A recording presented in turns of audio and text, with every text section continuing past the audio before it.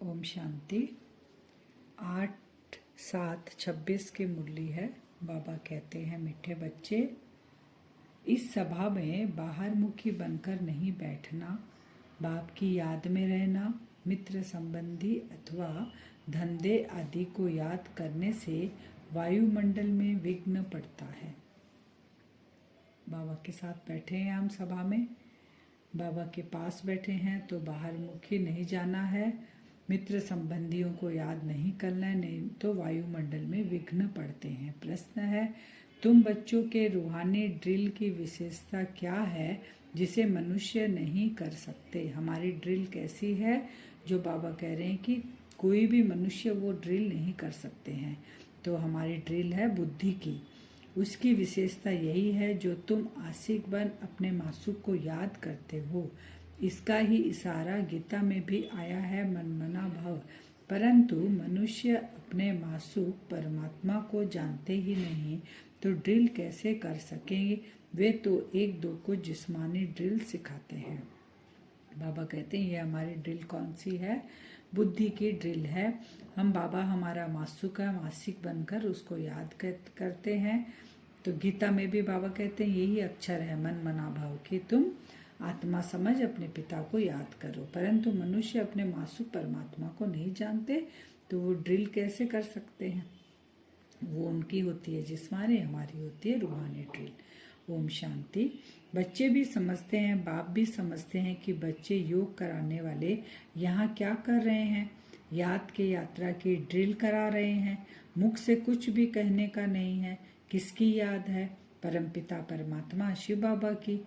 उनकी याद में रहने से हमारे जो भी विकर्म है वह भस्म हो जाएंगे और विकर्माजित बन जाएंगे। ये हम सबको याद भी कराते हैं कि बाबा को याद करना है, जिससे हम विकर्माजित बन जाएंगे। जितना जो याद की ड्रिल में रहेंगे, ये आत्मा की ड्रिल है।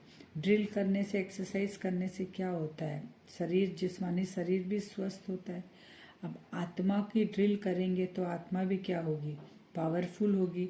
उसके अंदर से जो खाद पड़ा हुआ है, नेगेटिविटी है, वेस्ट थॉट है, सब धीरे धीरे निकलेंगे जब ड्रिल करेंगे तो गंदगी।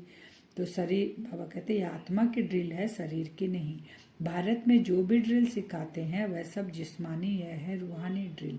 इस रूहानी ड्रिल को तुम बच्चों के सिवाय कोई जानते ही नहीं, क्योंकि वो जानते ही नहीं कि हम रूह हैं। वो क्या समझती है मनुष्य आत्माएं? हम तो शरीर है। तो वो जो कुछ करते हैं शरीर को लेकर करते हैं। बाबा आकर हमें अपना परिचय दिए हैं कि हम आत्मा है, तो हम फिर आत्मा की ड्रिल करते हैं। रूहानी ड्रिल का इशारा बाबा कहते गीता में है जरूर। भगवान वाच अथवा भगवान के बच्चों का भी वाच है। तुम अभी भगवान शिव बाबा के बच्चे बने हो ना। बच्चों को फरमान मिला है, मामे कम याद करो। ये फरमान किसको मिल रहा है? गीता में भी किसको दे रहे हैं?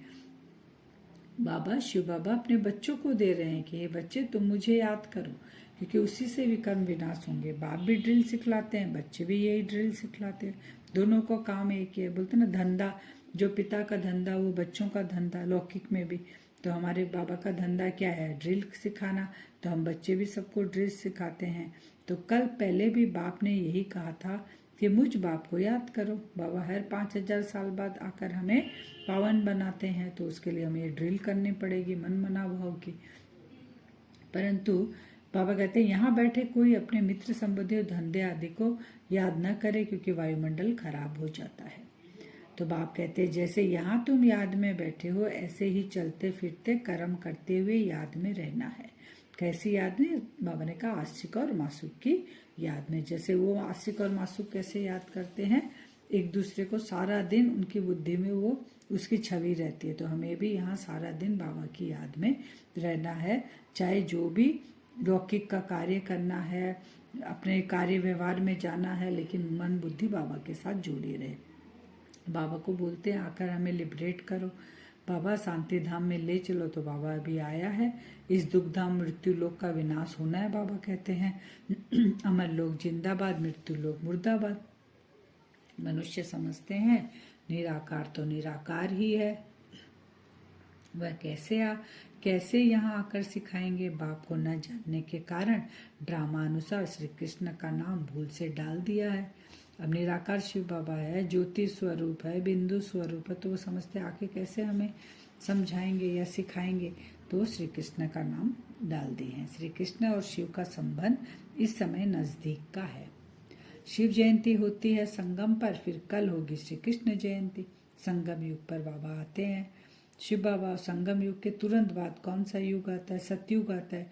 तो सतयुग का फर्स्ट प्रिंस है श्री कृष्ण, तो इसलिए नजदीक नजदीक हो गए शिव जयंती। उसके बाद कल यानी माने संगम के बाद कौन आएगा? श्री कृष्ण जयंती। शिव जयंती है रात में, श्री कृष्ण जयंती है सवेरे में।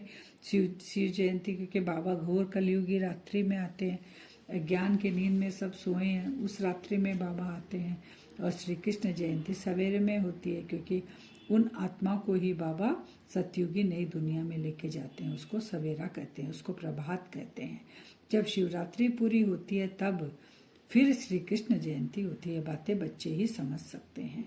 कायदा है यहाँ सभा में कोई बाहर मुखी न हो। बाबा बार बार बोल रहे हैं। बाबा की याद में अगर बैठे हैं, संगठन में योग में बैठे हैं, बुद्धि इधर उधर नहीं भटके, नहीं तो वहाँ का वायुमंडल खराब हो जाता है। तुम जानते हो शिव बाबा हमारे सामने इस तन में प्रत्यक्ष है।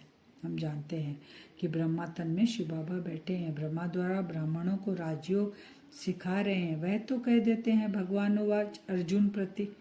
वो जो भगवानुवाच है, श्री कृष्ण जो भगवान गीता में ज्ञान देते हैं, वो कहते हैं कि केवल अर्जुन को सुनाते हैं। लेकिन यहाँ बाबा हम सब बच्चों के सामने बैठे हैं, सभी बच्चों को राजयोग सिखा रहे हैं। ब्राह्मणों का नाम निशान नहीं है वहाँ पे। शास्त्रों में जो विराट रूप दिखाते हैं उसमें भी गाया जाता है ब्रह्मा द्वारा स्थापना, विष्णु द्वारा पालना। स्थापना तो ब्रह्मा द्वारा ही करेंगे, न कि विष्णु द्वारा, न शंकर द्वारा। तुम बच्चों को यह समझानी अब मिली है। बाप को यहाँ आना पड़ता है वापिस, तो कोई आत्मा जा न सके। बाबा कहते जब तक मैं लेने के लिए नहीं आऊँ, इसीलिए आत्माएं सब पुकारती है कि आकर हमको दुख से छुड़ाओ। जब मैं आता हूँ तभी सबको लेकर जाता हूँ अपने साथ। अगर मैं नहीं आऊँ तो तुम जा भी नहीं सकते, तुमको कोई लेकर भी नहीं जा सकता। ये बाबा क्लियर कर रहे हैं। फिर बाबा बोल रहे हैं कि तुम्हारी बाबा कहते हैं कि माया जो है ना बड़ी दुस्तर है। तो दुस्तर होने के कारण वो क्या करती है? महारथियों को भी हरा देती है। ज्ञान लेते लेते कहाँ ग्रहचारी बैठ जाती है। तो आश्चर्यवंत हमारा क्या होता है? बाबा के बनंती, बाबा कहते हैं हमारा बनंती कथंती अहो माया, फिर भागंती हो जाते हैं। कामाई में ग्रहचारी बैठ जाती है। राहु का ग्रहण सबको लगा हो। बाबा कहते हैं अभी सभी को, हर मनुष्य आत्मा को राहु का ग्रहण लगा है, क्योंकि रावण के चंगुल में हम सारी आत्माएं फंसी है। शिव बाबा जब आते हैं तब हमारे ऊपर बृहस्पति की दशा बैठती है। बाबा के बनने के बाद भी अगर हम बाबा को याद नहीं करेंगे तो बाबा कहते हैं माया दुश्मन ऐसी है कि तुम्हारा मुंह फेर देगी। वापस तुम बृहस्पति की दशा से फिर राहु की दशा में जा सकते हो। तो ये हमको पूरा अटेंशन देना है। बाबा कहते हैं बहुत बड़ा बाबा ने आज बोला, जो छोड़कर चले जाते हैं जिन पे ग्रहचारी बैठती है। बाबा कहते हैं राहु का ग्रहण बैठ जाता है, तब कहते हैं महान कमबख्त, इस दुनिया में देखना हो तो यहाँ देखो। यानी दुर्भाग्यशाली, भाग्य बनता बनता सौभाग्यशाली बनते बनते बृहस्पति की दशा बैठते बैठते फिर से वो राहु की दशा में आ जाता है। उसको कहते हैं कमबख्त। माने अपने ही भाग्य पर खुद ही, जो बोलते हैं ना, अपने भाग्य जब भगवान लिख रहा था तो वो सोया हुआ था। तो हम भी क्या है, महारथी। बाबा का जब हाथ छोड़ देते हैं तो अपना भाग्य लिखते लिखते कहाँ चले गए हम? वापस भागंती हो जाते। तो उसी के लिए बाबा ने ये शब्द यूज किया।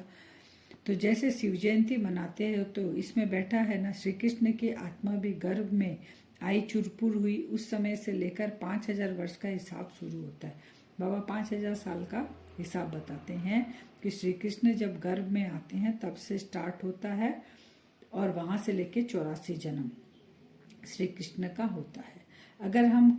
अगर हम कम जास्ती हो तो फिर 5000 वर्ष में कम हो जाए ना, इसीलिए हिसाब बना हुआ है। यह बड़ी सूक्ष्म समझने की बातें हैं।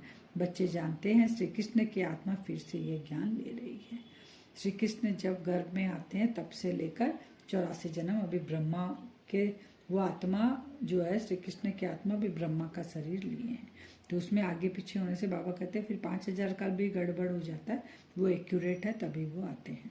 फिर बाबा कहते हैं यहाँ जो है ये इंद्र सभा है। इंद्र कौन है? शिव बाबा है, जो ज्ञान वर्षा बरसाते हैं। तो ऐसी सभा में पतित कोई आ नहीं सकता। इंद्र सभा में बोलते हैं ना कि पतित कोई भी नहीं जा सकता। तो असली में इंद्र है कौन? इंद्र है शिव बाबा। तो इस सभा में कोई पतित नहीं आ सकता। बाबा कहते हैं सब्ज परी, पुखराज परी, जो ब्राह्मणियां पंडा बन आती है, बनकर जाते हैं ना बाबा के पास, अलग अलग परी बाबा कहते हैं, उनको कहेंगे अपने साथ कोई भी विकार में आने वाले को नहीं ला सकते हो। जो जो परियां वहां आती है, बाबा कहते हैं ब्राह्मणियां पंडा बनकर लेकर आती है तो कोई विकारी नहीं आए, नहीं तो दोनों पर रिस्पॉन्सिबल हो जाते हैं। किसी विकारी को साथ ले आए तो उन पर बहुत दाग लग जाते हैं, मतलब दोनों की सजा हो गई, जो आया वो और जो लेकर आया वो। तो बाबा कहते हैं मानसरोवर पर स्नान करने से परी बन जाते हैं, कहते हैं ना। और मानसरोवर की यात्रा भी बहुत कठिन होती है। तो वास्तव में यह है ज्ञान मानसरोवर। ये जो हम अभी यात्रा कर रहे हैं, रूहानी यात्रा, ये है हमारा ज्ञान मानसरोवर। बाबा मनुष्य तन में आकर ज्ञान वर्षा बरसाते हैं।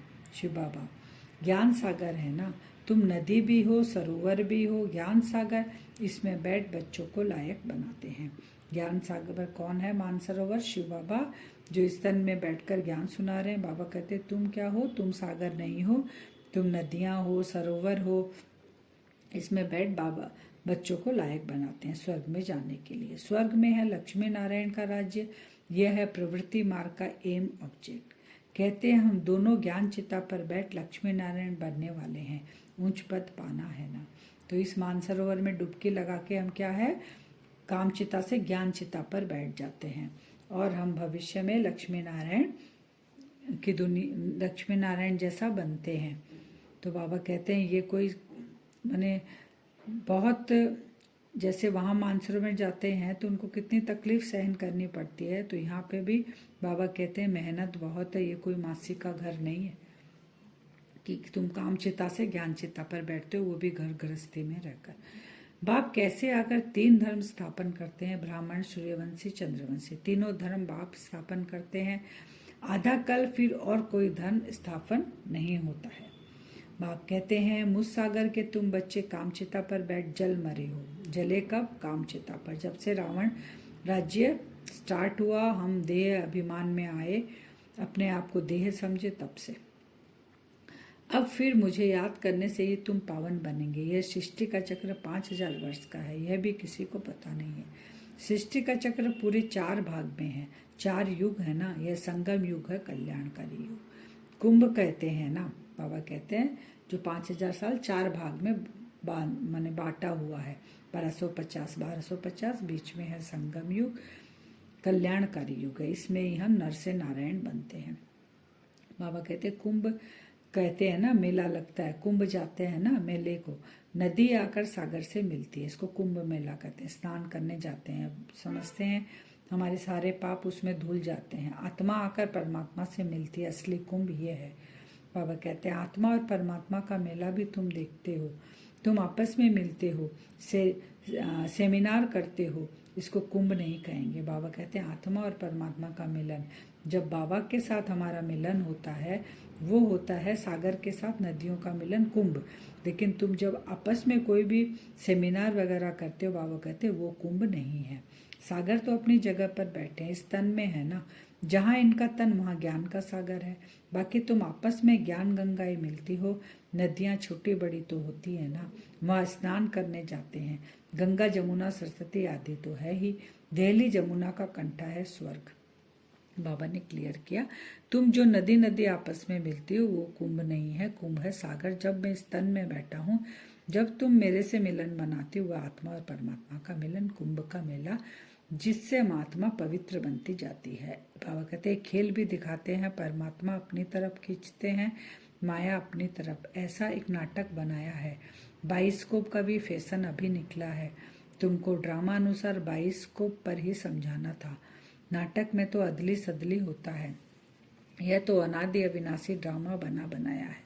बाबा कहते हैं सबको समझाना है, ये ड्रामा बनाया है और ये नाटक नहीं है, क्योंकि नाटक में तो अदली बदली करते हैं। ये 5000 साल का ड्रामा है, इसमें कुछ चेंज नहीं होता, हूबहू रिपीट होता है। फिर बाबा कहते हैं कि शरीर अगर आत्मा छोड़ देती है, कहते हैं स्वर्ग गया, तो बाबा कहते हैं स्वर्ग कब गया, कितने दिन का स्वर्ग है ये भी उनको नहीं पता।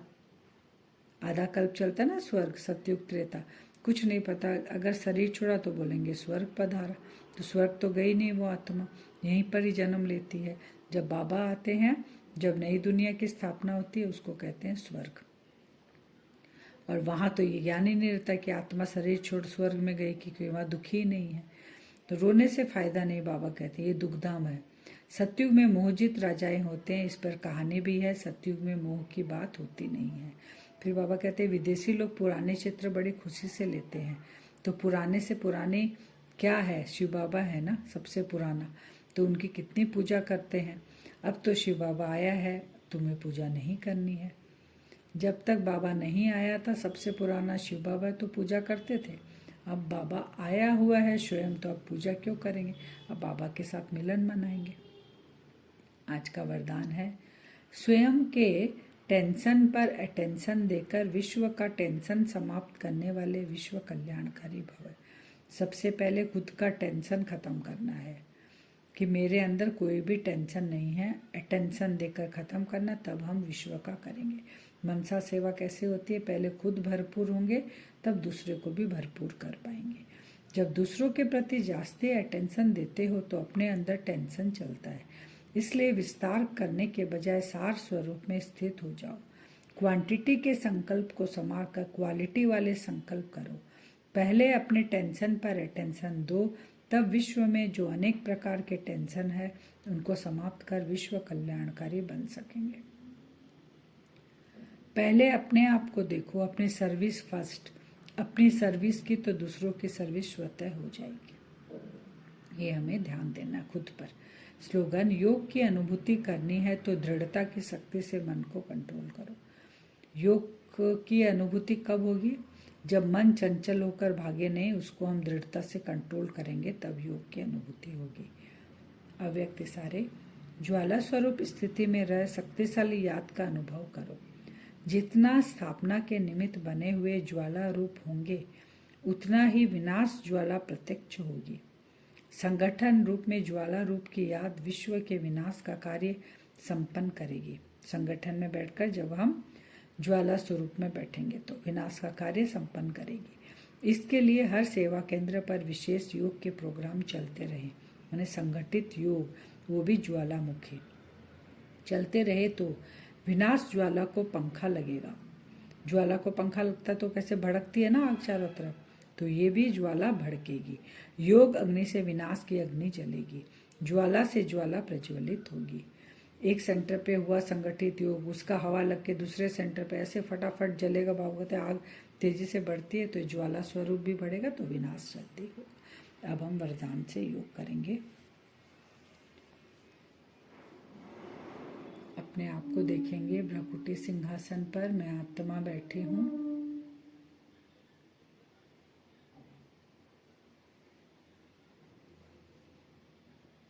बिंदु स्वरूप में आत्मा। बाबा को एक संकल्प देंगे, बाबा शिव बाबा, आप मुझ आत्मा के अंदर पावरफुल शक्ति भरें बाबा, जिससे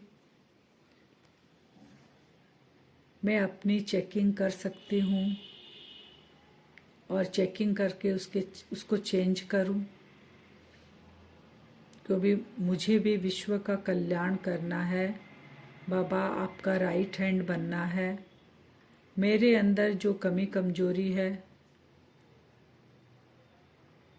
उसको दूर करने के लिए आप मुझे पावरफुल शक्तियाँ से भरपूर करें बाबा। बाबा के पास एक संकल्प देंगे। जैसा ही संकल्प पहुंचता है, बाबा से देखें पावरफुल किरणें, 7 रंग की किरणें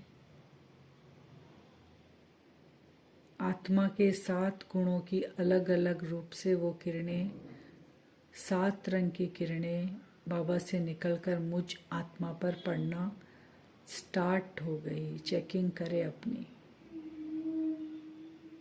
मन और बुद्धि की रील को घुमाएं। स्वयं के ऊपर पूरा अटेंशन,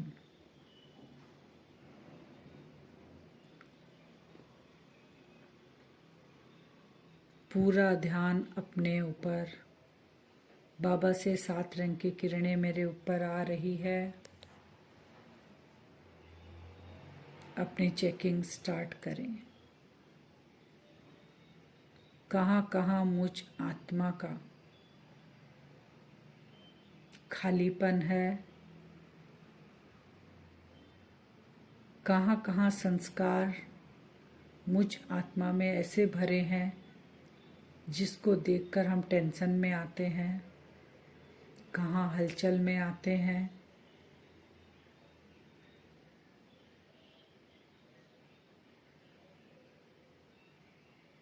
ये चेकिंग करें अपनी। मन बुद्धि को हलचल में लाने वाले संस्कारों की चेकिंग करें। बाबा की सतरंगी किरणें मुझ आत्मा पर पड़ रही है और अपनी चेकिंग कर रहे हैं हम। फुल अटेंशन के साथ चेकिंग करके उस संस्कार को ख़त्म करें। बाबा की पावरफुल किरणें गिर रही है। मेरे एक एक संस्कार जो मुझे मनसा सेवा में डिस्टर्ब करते हैं वो सब खत्म हो रहे हैं। बहुत पावरफुल संकल्प भरते जा रहे हैं मुझ आत्मा के मन और बुद्धि में। विजुअलाइज करें।